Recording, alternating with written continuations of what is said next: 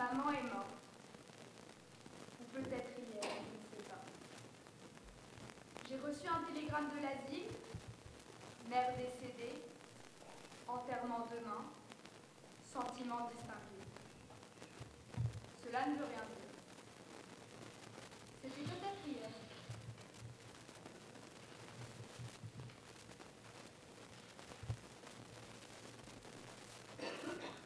Vous êtes monsieur Meursault. Meursault quoi?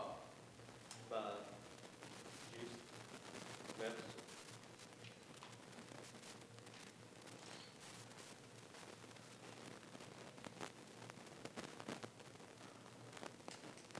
Il est chaud ici, hein? Oh que oui. Et c'est votre mère qui est là? Ouais, Elle était vieille? comme ça. Je ne saurais pas le chiffre exact.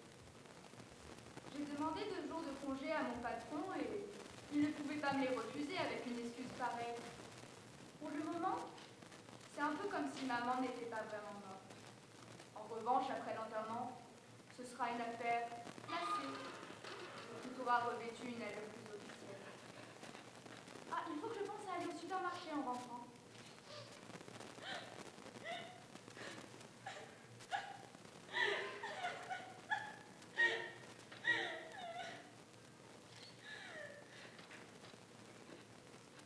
Le silence de ces gens m'est pénible. 72, 73, 62. Monsieur Meursault.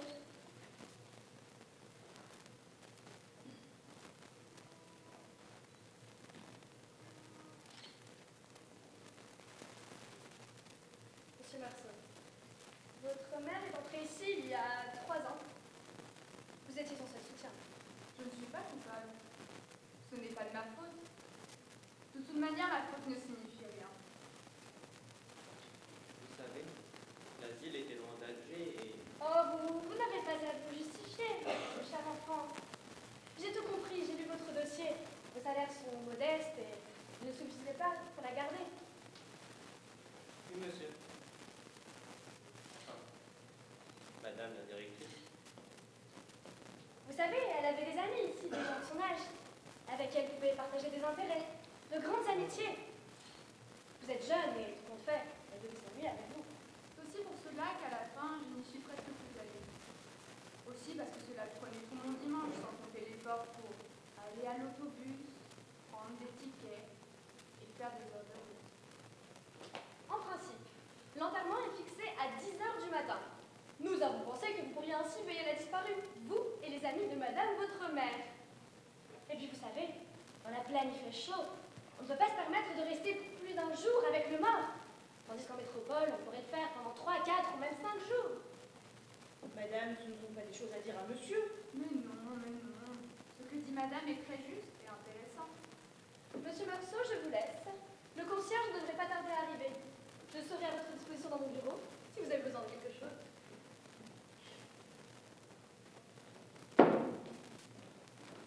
Monsieur Meursault, on l'a recouverte, mais je dois dévisser la pierre afin que vous puissiez la voir. Vous ne voulez pas? Non. Pourquoi? Je ne sais pas. C'est gênant. Je sens que je n'aurais pas dû dire cela. Bon, eh bien, je m'en vais alors.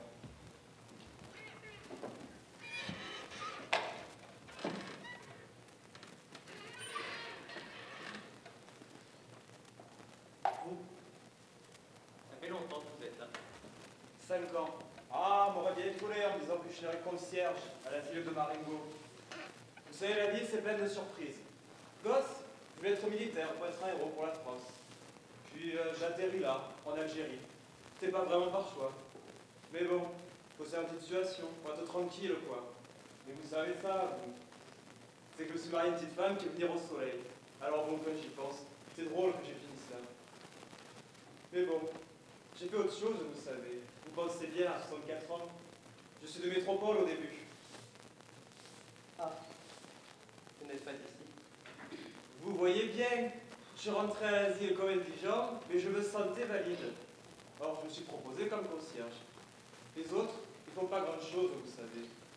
Puis moi, j'avais pas envie. Oh, et puis, je suis mieux logé en tant que concierge ici. J'ai même ma propre kitchenette et ma propre baignoire. D'ailleurs, si vous avez faim, vous me le dites. Je demanderai ma femme qui fait quelque chose pour vous. Ça me fera plaisir. D'ailleurs, voulez-vous du café au lait? Oh que oui. Merci.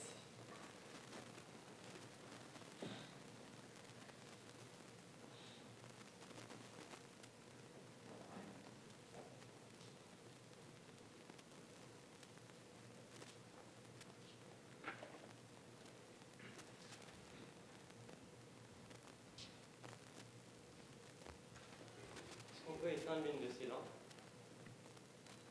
L'éclat de la lumière, ces murs, blancs, me jette. Ça n'est pas possible. L'installation est ainsi faite, c'est tout ou rien.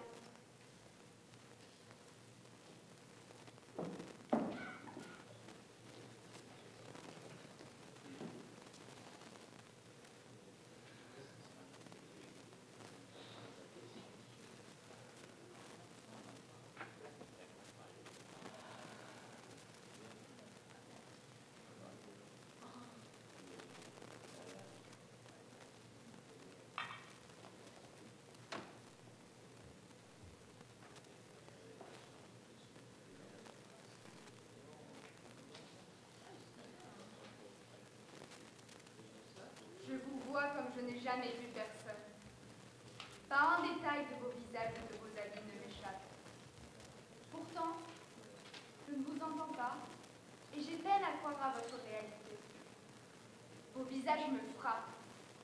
Je ne vois pas vos yeux, mais seulement une lueur sans éclat au milieu d'un nid de rides. Vos lèvres toutes mangées par vos bouches sans dents. J'ai l'impression ridicule qu'ils sont là pour me juger.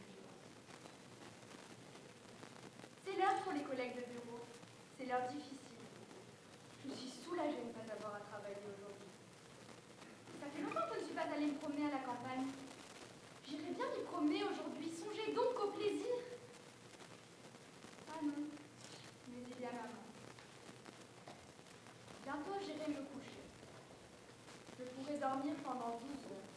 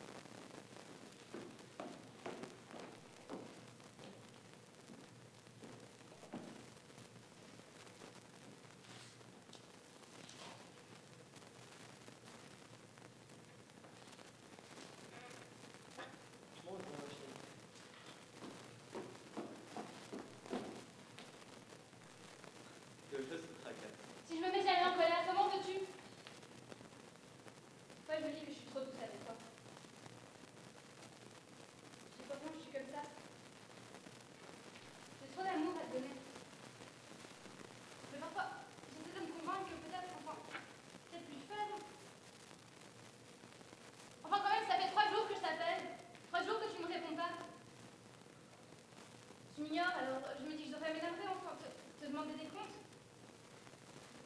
Pourquoi tu m'as pas rappelé? Je voulais te proposer d'aller à la piscine, au cinéma. Aujourd'hui, 11 avril 2016, la piscine est fermée. Mais on peut toujours aller au cinéma. Tu me pardonnes si on va au cinéma? Oui, mais je n'oublie pas. Pourquoi tu m'as pas rappelé? Parce que j'étais à l'enterrement de mon oncle.